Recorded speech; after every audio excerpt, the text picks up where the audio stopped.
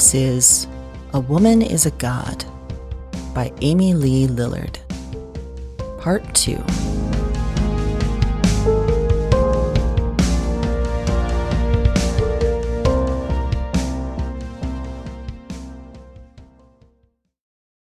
Tuesday. I wake, my head on the kitchen table. I'm alive, and I remember everything.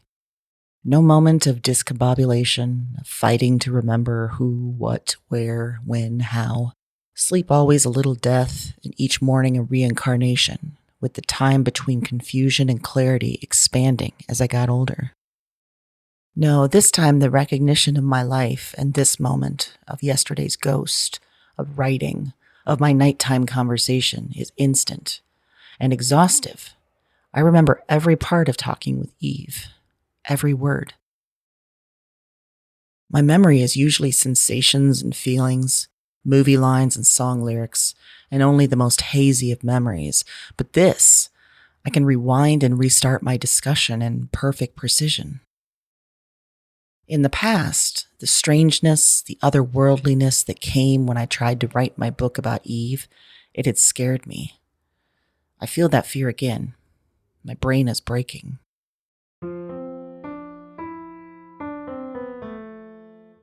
You're not broken, and you're not breaking. I ease up onto my elbows. Joan stands at the entry to the hall.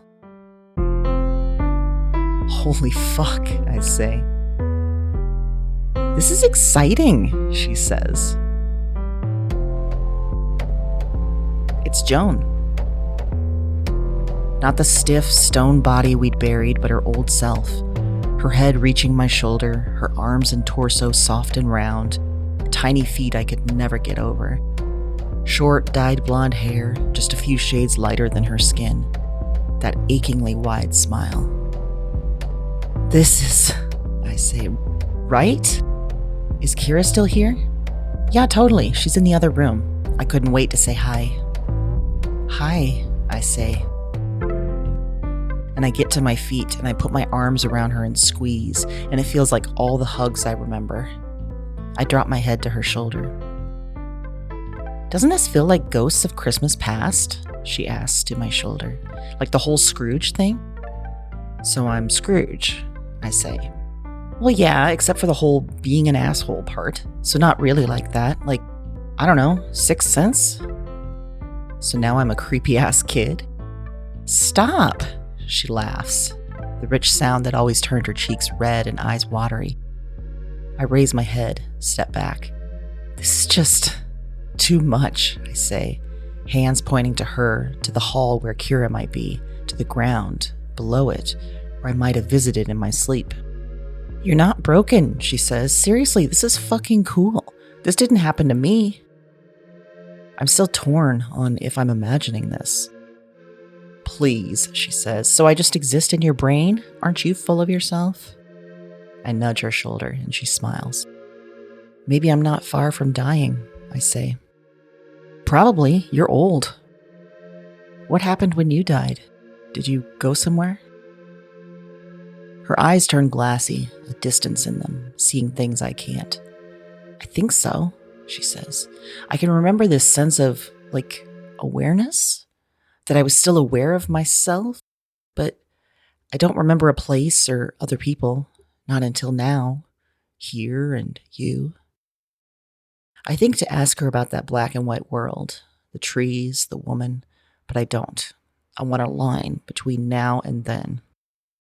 And, she says, looking around, eyes here and searching, Patty, I feel like she was with me. Is she here? Not yet. You need to make a documentary about this, she says, face alight and intrigue. The magic woman who could actually see the dead. I'd just be another crazy lady that we'd pick apart. Oh my God, do you think crazy people just see this kind of stuff regularly? Maybe. What was that about being a storyteller? I close my eyes. I really don't like this mind reading shit. That woman you talked to, she called you that. I don't know, I say. It all feels like it came from my head, even that idea of being a storyteller. What do you mean? After you died, Kira and I talked about what we thought death was, what we wanted it to be, and I had this idea that it would be like a library, like I could open a book and live in it for as long as I wanted. I'd be this all-knowing person with the power to jump around between stories. Makes sense, she says. So this woman in my dreams calls me that, just straight from my old, muddled, grieving subconscious, or my writing, I say, pointing to the pages. Or, she says, maybe she was actually there, and you are actually what she says. I mean, you're talking to dead people. Am I? I pull away, stand by the doorway. I've known you all for decades. We spent the last years here, in this place. I know exactly how you think and talk. I know what you would say to comfort me, and what you would do to help me. So this isn't vision, it's just memory come to life. Shannon, I know you're suspicious of good things. That doesn't mean they're not real. I think of all the times I'd pushed her away, pushed all of them away. A childhood spent losing friends and never knowing why. An adulthood spent loving the wrong people. And, okay, she says, let's say you're right, that you're just imagining all this. What's the harm in that? What's wrong with creating something? I think of the perception of crazy, how I'd be the crazy old woman in the castle, the witch, because a woman can't be alone and old and sane and not be a witch. Yes, you're finally a witch, Joan says. That's cause for celebration. I look at Joan, my dead friend, my ghost roommate, and my heart. I feel it beat harder and louder, thumping, just like it had yesterday for Kira. My heart just couldn't handle you guys all being gone, I say, and feel the choking and nausea that tears wrought. Your heart is huge, no matter how you tried to convince us otherwise. That's a power, having a heart that big and strong. I laugh. Maybe it was my heart that brought you back to me, not my mind. My body, my blood, not my imagination. I love that. Yeah. She points at the two of us. And I mean, come on, all women are fucking magic. True. We have a magic hole between our legs, bleeding and birthing. But we didn't do that. We didn't have kids. Yeah, and maybe your magic has been building up because of that. You didn't have kids. You outlived us all. Maybe your body is having a last magical hurrah. So I can see dead people because of my unused magical cunt. I mean, don't lie. You've used it. Just not for making people. Exactly. Did I hear magical cunt? Kira, standing at the door. She looks healthy and whole still, and perhaps even more. Slightly younger, heartier than yesterday. Of course you did, Joan says. Shannon's has turned her into a witch. I love that for you, Kira says. She joins us, one arm through mine, another through Joan's. Let's get a drink.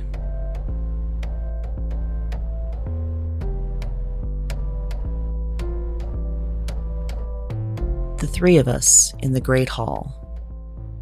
I watch as my dead friends drink gin with the slightest of tonic, showing each other their younger skin and tighter frames, laughing at the strangeness of the moment. As always, my mind wanders. To the pages, to the story, to Eve. A logical, rational storyteller might wonder how ghosts could hold the glasses, how they could imbibe the gin, how their bodies could collect it, process it, excrete it. There are narrators like that in books. Voices bound by the parameters of reality, committed to only reporting truth, fact, hard images, and tangible ideas. But there are other storytellers, those that know the seen world is only one, that other worlds exist and occasionally touch our own. Those narrators, they wouldn't balk at magic, at dead friends, at the laws of physics and gravity and matter being broken, shown frail and false. If I am going to hold all my friends, their histories, their stories in my heart, that presumes a heart bigger than the one in my chest, one that expands and thumps with the sound of earthquakes. That isn't science, so this isn't a scientific story with a stiff and straight narrator. No, this is something else. I sit with my own drink, my ass firmly planted in the wingback chair, my arms touching the rests, my tongue darting with the sting of the alcohol. This feels like one of those moments, the ones recognized as a crucible, the ones that turn us animal, an entire body ready for fight or flight, for being predator or prey. All the moments we look back on, wonder about the alternative, consider an entirely different life based on the opposite decision. I can accept that my dead friends are day drinking with me, and that the others will soon arrive to join us. I can allow that I visited another world last night with a woman I was writing about, and that I want to visit again tonight. I can accept that I am a storyteller for this unknown genre, this strange and scary tale. I can accept that I might be crazy, the mad woman holed up in the castle, the witch in the woods, the thing to fear or pity. I can welcome that my body is magic, finally. Or I can deny it all and live my final days another way. My stomach twists. My intestinal tract clenches. It starts that swirl, the mad whirling it does when I'm anxious or unsettled, when food hits wrong, when my body decides to remind me it exists. My guts twirl and swirl and whirl. I stand up from my seat. My guts churn, creating a whirlpool, an aperture, a black hole. At the door, I see a pulse, a tiny light, a tender gap in the air. I reach up my right hand towards the blinking light just inches from my right eye. I push the door open.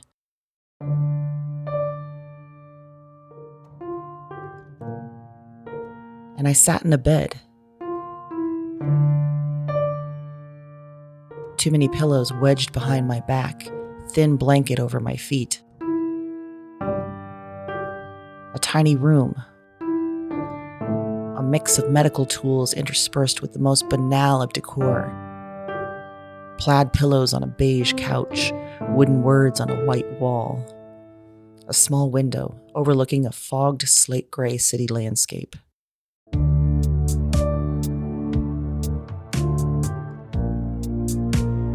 Many other old ones existed outside the door, I knew.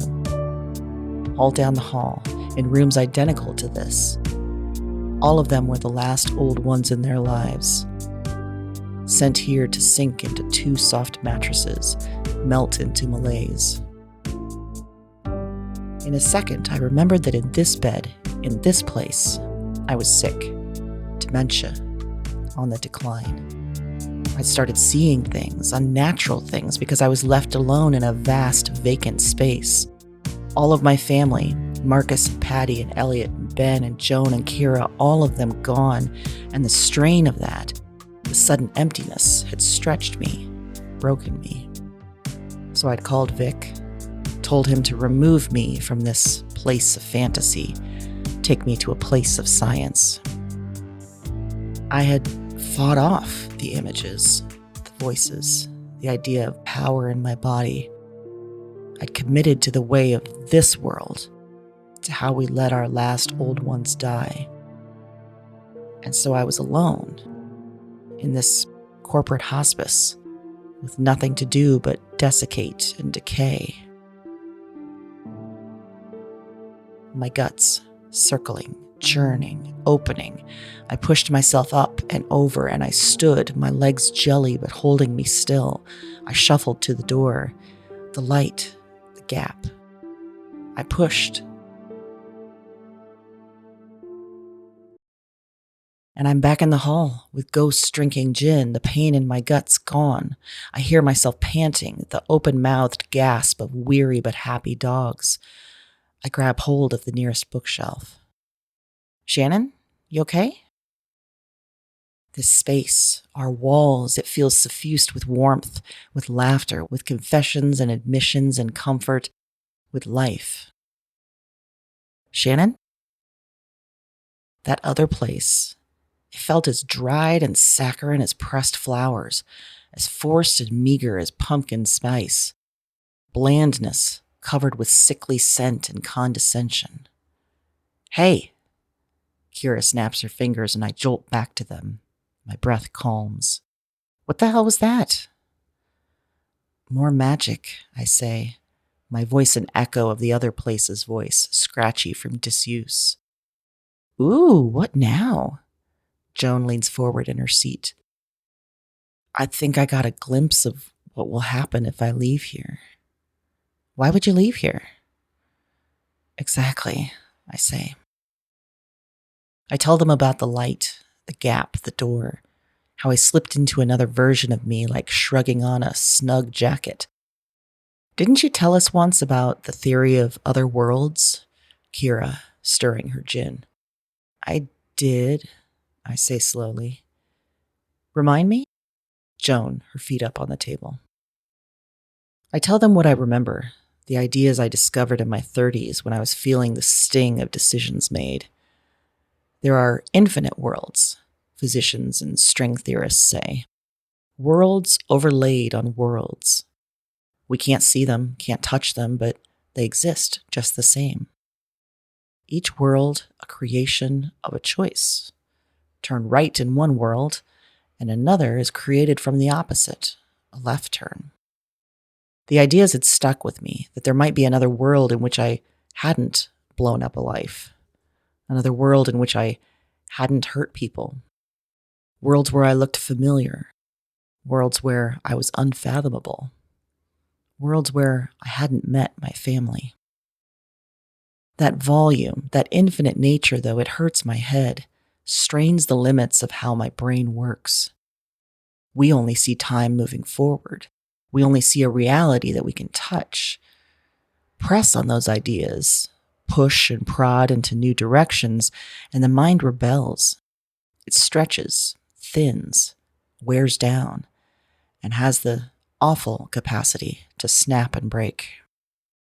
Think too hard on infinity, on multiplicity, on living multiple lives, seeing multiple paths, and the tenuous grip of our feeble brains on what existence means shatters.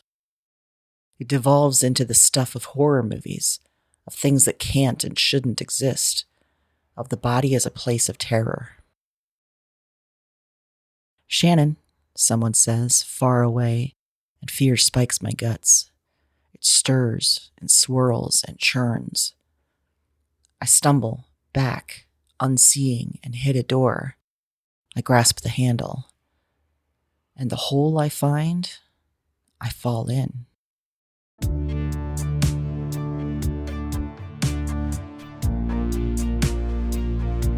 I was somewhere dark, the kind of dark where light doesn't reach, the kind that made me squint and squeeze and panic at my blindness. I tried to bring my hands up to rub at my eyes, push and prod them into working, but my arms wouldn't budge. Legs neither. My torso and pelvis I could shift, but my limbs were pinned.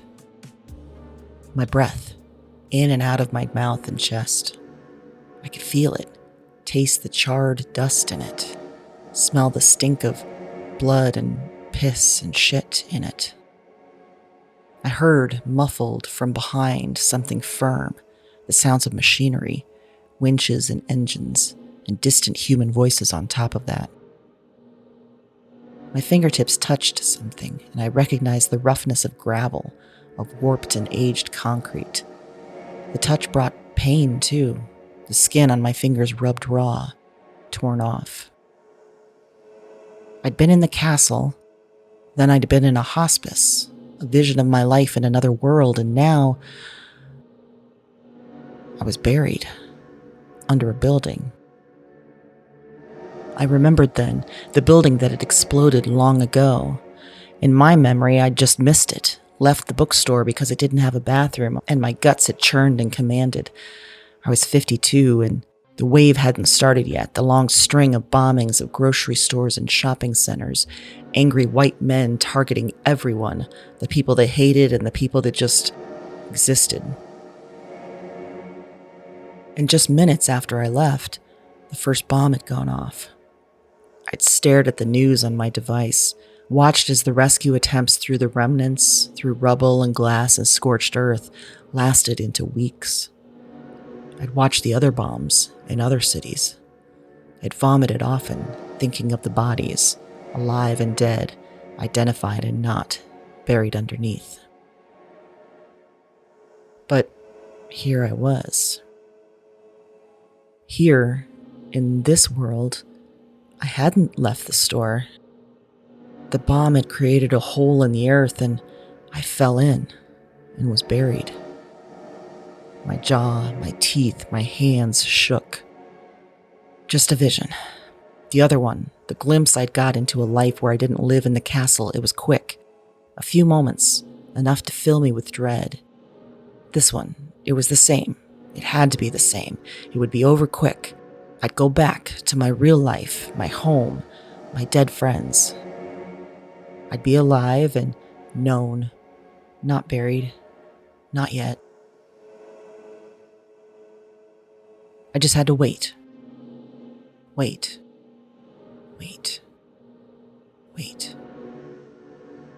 Sirens far in the distance. The machines, too, the ones that would dig us up. Sniffling, soft sobbing. Another body nearby. I stiffened, pulled in breath. "Hello?" I said. "There's no point," a voice said. "No point in talking." "Hello?" "Stop, Shannon. It's been too long. We can't. They're not coming." I tried to turn my head towards the voice, see through the gloom. Nothing but shadows, the kind that always lived behind my eyelids. "I hear them," I said. "They're not real," the voice said. "Just a trick. We're dying, and it's a lie." My body, it wasn't moving. It wasn't going back home. It wasn't living the right life. In this world, did I die here? Did they find me? Would they find me? "Do we know each other?" I said to the voice, unsure if it was outside my body or in. "I'm the last person you'll ever meet," it said. My stomach, the acid, swirling, jumping, boiling, spinning, the floor opened beneath my body.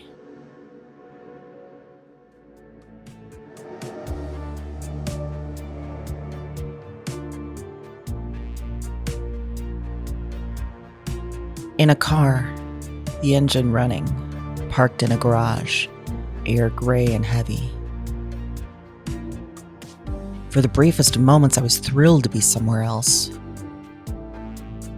A quick glance around the car and I recognized my compact Honda, the one I'd had varieties of throughout middle age. The satellite radio playing music through my phone, loud, so loud. Bowie screaming about the 5 years they had left. Oh, no. This was... In my world, when I'd hurt, mind and body, and the hurt didn't cease, didn't abate, just lived until I thought that was all life would be for me, and I couldn't accept that, couldn't live with that weight. I thought through so many options. Pills. I worried I wouldn't take enough. Razors. I worried I'd botch the slice, panic at the pain. Gun. I worried I'd miss and make a worse mess of my face. The car. That's what I'd settled on.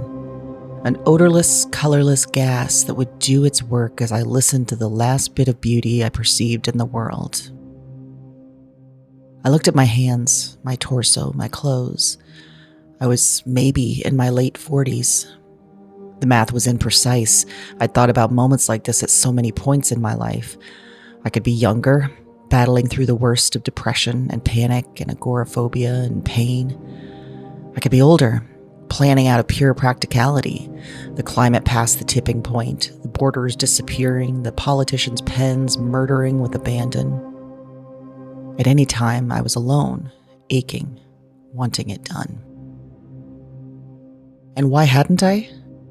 In my real life, the one I was clinging to, the fairy tale one with the castle and kirkyard and woods, ghost friends and expanded vision, I pulled myself out of the deepest, darkest moments. The how of it, fuzzy now, because the gas.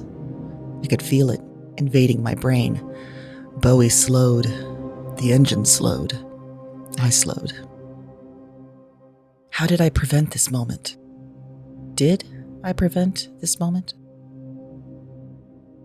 I reached my hand forward towards the ignition button. A slow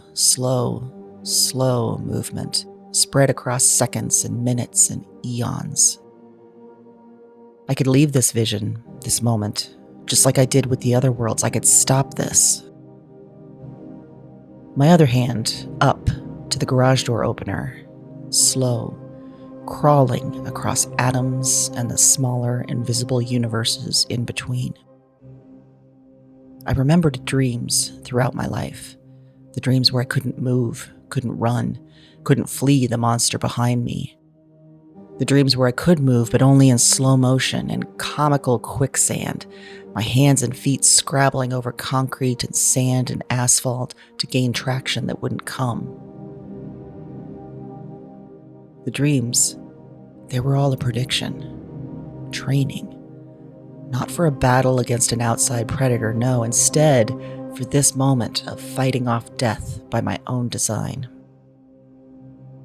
The gas, it was working its way through my body, and I felt the nausea that comes from carbon monoxide poison, the twisting and turning of my stomach and intestines.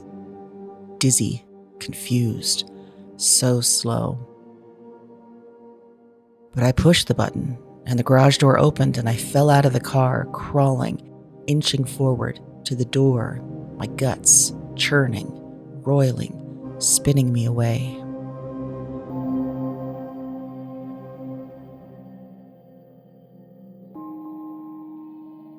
Walking, a sidewalk, a spring sun like those from the early years of the century. I stumbled, the momentum of that slow race towards salvation jolting this body out of step. You okay? A woman, a step ahead of me, her arm stretched backward to a hand interlaced with mine. You klutz, she smiled. She looked familiar. A face from my vault of faces, filled with shapes and colors and quirks from decades of living. Her hand in mine felt warm. Thick fingers wrapped around my spindly knuckles and bony digits. She squeezed as I looked at the shape our intertwined hands formed. I felt her pulse, the hot throb of it, through my palm. Seriously, she said, you okay? Behind her, I saw the skyline.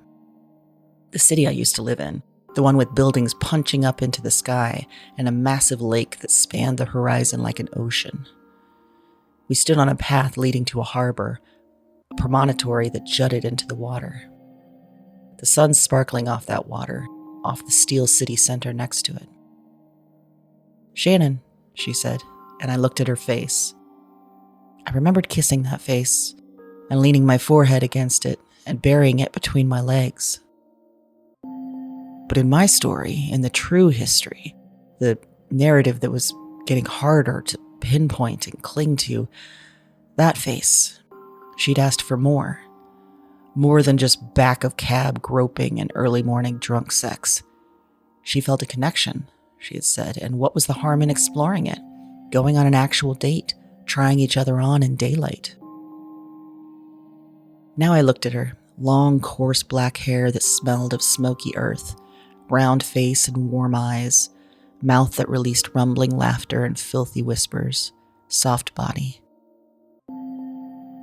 What was so scary? Because I had fled, run headlong away from her, disappeared, haunted by cold beds and colder humans. But here, in this life... Shannon? I'm good, yeah, I said, and squeezed her hand. And she smiled. I saw her life in that smile.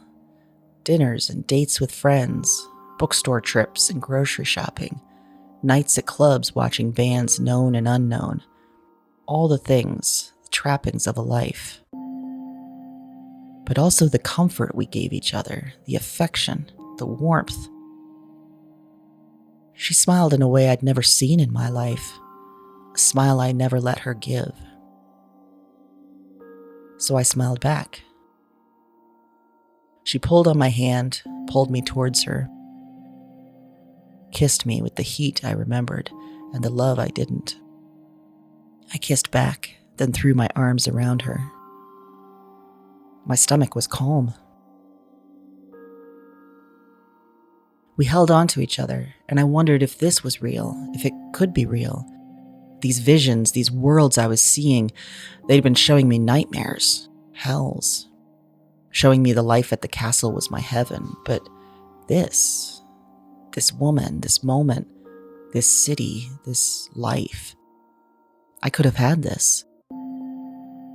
And maybe it wouldn't have lasted, or maybe it would. Maybe I would not have left this city on the lake, blown up my life, and moved back to the city of my birth. I pulled back from the woman I loved, put my hand back in hers. Could I choose this? Could I try again? Was that the why of this hurdle through worlds? My stomach clenched. No, just a bit longer. I wanted to feel it, feel the tie to another person, feel the lack of loneliness, the closeness to another human beyond just friendship, the deliverance of the promise of every song and movie and folklore tale, the destiny of a heart that was too big and strong and prone to hurt, to allow to thrive.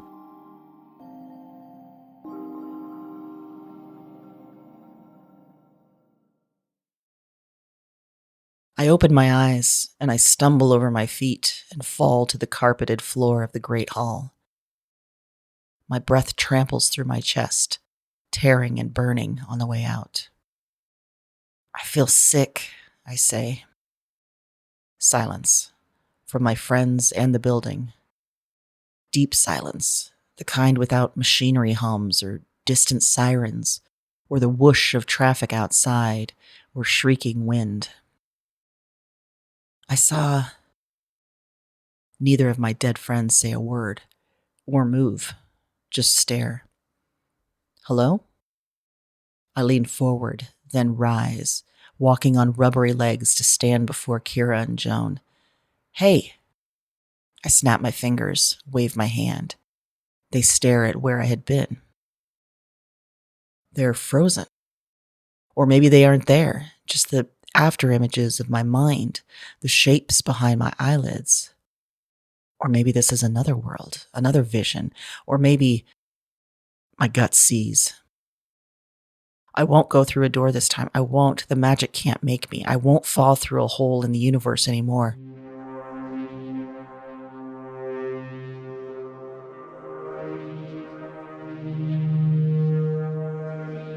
I fell into a world worse than ours, with the terrors of my 1980s childhood come to life. Radiation clouds from nuclear war blocking out the sun. My home underground, scrabbling and fighting to eat. No questions of purpose or passions or loneliness, just living, just making it, just trying to keep the fire going.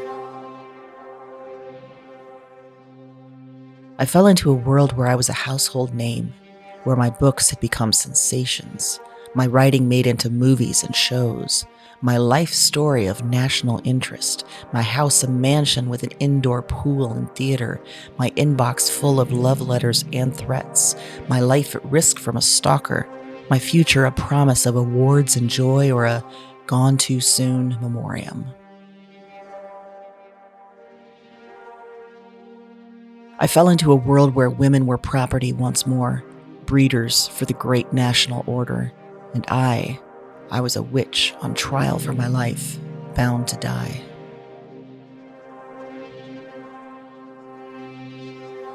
I fell into a world where a man I loved long ago chose me instead of his wife.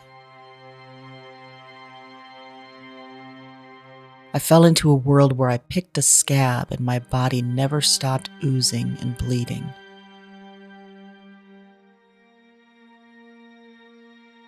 I fell into a world where I was dead, a ghost haunting my past loves and friends.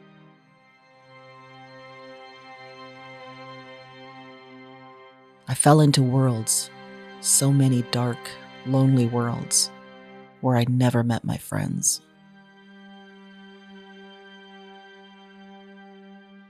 I fell, and I fell, and I kept falling through the hole between universes. I fell into worlds identical to mine, except with flying cars or different iPhone designs or trees colored blue rather than green. I fell into worlds where our language was not English, and kissing was not a custom, and money was not a concept. And then, I fell into worlds where we, Kira and Joan and Patty and Ben and Elliot and Marcus, where we all were still family, but we drifted on the wave of decisions made and unmade, where we never bought the castle, never made good on our communal dream, where we lived in pairs and singles until the end, bright spots fading in the windy, whipped world alone.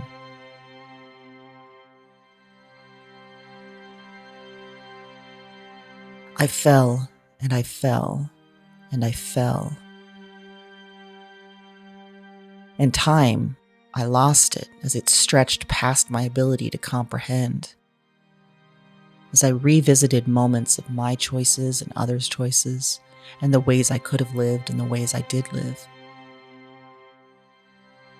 And my body, I couldn't remember it. Couldn't remember if it was actually in the Great Hall, if I had actually lived my life, or if it was just one of these visions. And I tumbled and spun and cratered and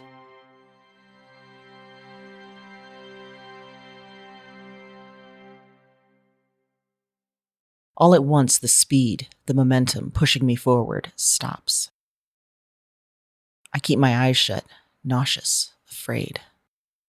I sway, my body mimicking ocean waves, preparing for the next fall, the next trip. But my limbs slow, my torso stops rocking, my head clears. I risk everything, and I open my eyes. The Great Hall stands firm, the same colors and shapes I've known for years, the same smell to the air, the same particulate on my tongue. I lay on the carpet, limbs stretched far from me, and breathe for a long time. Kira and Joan are not here, something I register after laying prone for minutes or hours. I might have panicked, but I feel a calm instead. I'm home, and they've come back. I gently shake out my arms, flinging away the movement of worlds, but also the stiffness of standing still, because they both are true. My legs, already rigid from age, are tougher to shake out, but I do, and I put one foot in front of the other and gently, slowly, make my way back to my rooms. You'd think I wouldn't be tired, that the idea of sleeping and waking again would repel, but my body tells a different story.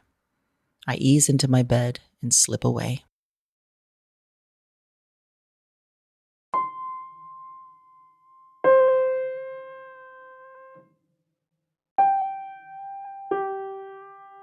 Back in the black and white world. Not dreaming, but also not awake. Static, hum, copper, silhouettes. The familiar tree and a familiar figure.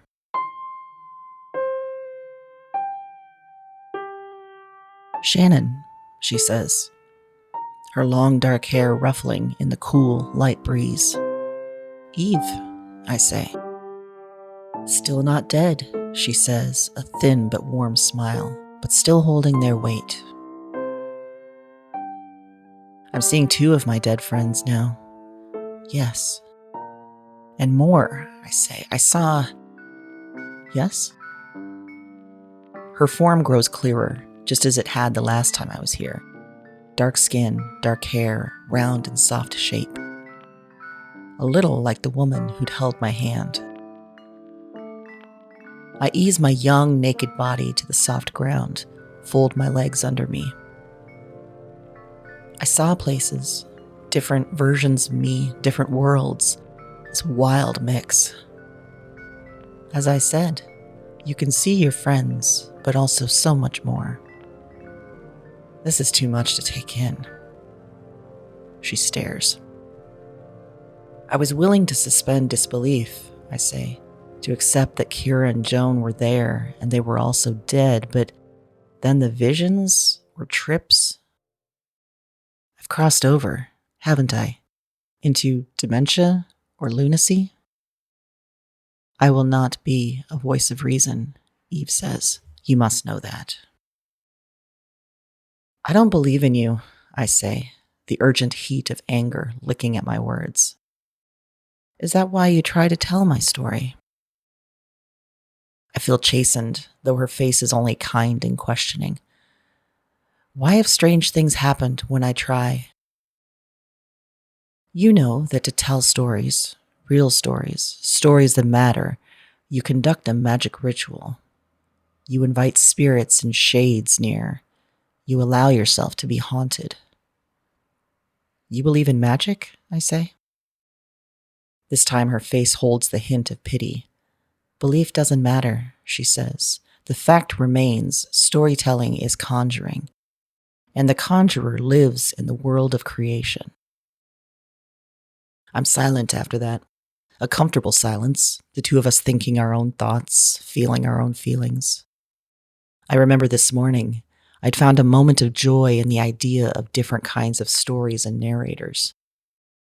I can be a narrator of a kind of story that stretches credulity, bypasses the rules we live by. A magic kind of story, far past the laws of nature and bounds of sanity. It's not one or the other, Eve says, magic or reality. They are the same. They didn't used to be, I say, not for me. They did. But your modern world has taught you not to see duality. Things must be black or white, man or woman, magic or real, mad or sane. I watch her. I feel a tiny bit of triumph, an explorer finding the fabled route and the X that marks the spot. But I feel a larger sense of confusion, an explorer who got turned around, found another continent altogether, one occupied and thriving, and proceeded to ignore reality and name this new land his. The first time I wrote a story about her, I felt sick the entire time. My head stuffed, my eyes burning, my throat itching. My bones ached. I never finished it. The next time, I tried to write a book. The dreams left me exhausted. The déjà vu left me dizzy. The time skips made me always late and perpetually bewildered. I stopped after a month, confused and frustrated. I tried again and again over the years, and often vomited and screamed in the night and woke with claw marks on my arms. What was that? I ask now. I trust she can see my memories. You were getting it wrong, she says. You believed the stories, the ones that tell us we women started crazy deep down in our bones and never recovered. So what is right? I'm a person, she says, betrayed by love, buried by a cruel world. I watch her, will her to say more. the both of us naked, dreamlike but solid, shadows behind and around us. I had different names, she says. The Christians called me Eve and blamed me for everything. The Greeks called me Pandora, a sap tricked into opening a jar of evil by Zeus. Some cultures made me into the witch Baba Yaga. Some turned me into vengeful furies and fates. Every evil queen of legend had some tie to me. Then why do you call yourself Eve? Because that's my name, she says, sitting tall. I do not care what men do with it. I spread out my hands on either side of my crossed legs. The surface below me feels a little like grass, but also like dirt and gravel and pillows and bread. Where are we? I ask. That will be part of the next stage, she says. What does that mean? Instead of answering, she strokes her arms and her hair. She looks a little like an animal, grooming and preening, which of course she is. I touch my own hair, the long, thick, wavy hair I used to have before age thinned its size and confused its shape. Then I touch my arms. I realize why she caressed herself. I'm ridiculously soft. My skin has none of the dry irritation of actual life, the red bumps and weird moles, the enlarged blue veins. Instead, I feel like the dewy sponge inside a cake. And in my brain, the touch of my fingers on my skin is the smooth electricity of a new, imaginary, long-wanted lover. I used to feel so numb, I say. Even if I touched my body, I didn't feel it. Eve nods. Or I only imagined what they felt, the people I fucked, what they thought about my skin and shape. And if they were to glory in you, Eve asks. I wouldn't believe it, I say. I never trusted people who liked me or loved me. Why would they? She doesn't say anything, letting the question linger in the monochrome air. She meets my eyes, and while up there, or over there, wherever direction the real world was, in that real world I feel pained by direct eye contact. Here it feels gentle and easy. And then, she says, you had friends who chose to live with you, to die with you. Tears at the corner of my eyes, even in this half-real and half-imaginary world. And I never understood why. I never believed that friendship. Even when we made good on our plans and became a family, I didn't get it. Yet they transcend death to come back to you. Or I imagine they do. What you see, what you feel, that's reality. Even if you can't explain it by your modern rules and laws, even if it could be described as magic, it's still real. Just like this place and you, just like this, she smiles. Am I special, or does this happen to every old person left alone? Does that matter? I think for a moment. Maybe not. All the worlds you saw today, did any entice? I remember the woman who kissed me and showed me a world of love. Yes, she says, for those of us betrayed and hurt by love, that idea would beckon. But the others, were your friends there? I think of each of my visions, underground and killing my body, and the whirlwind of stops through hellish landscapes. How one thing held firm, the deep ache of being truly alone, and a feeling that the castle had saved me. Perhaps your real world is the magic one, she says.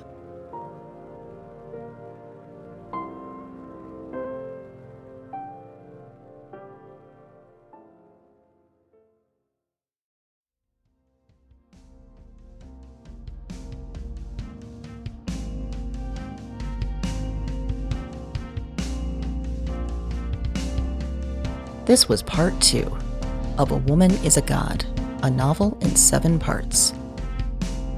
Written and read by Amy Lee Lillard. Original music and audio production also by Amy Lee Lillard.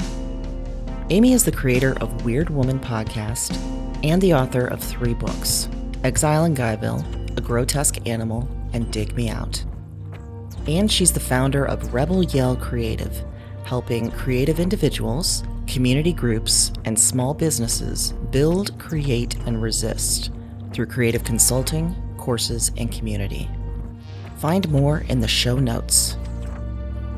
If you'd like to read A Woman is a God, the full ebook is available at rebelyellcreative.com.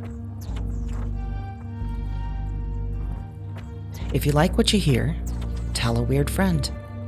Thanks for listening.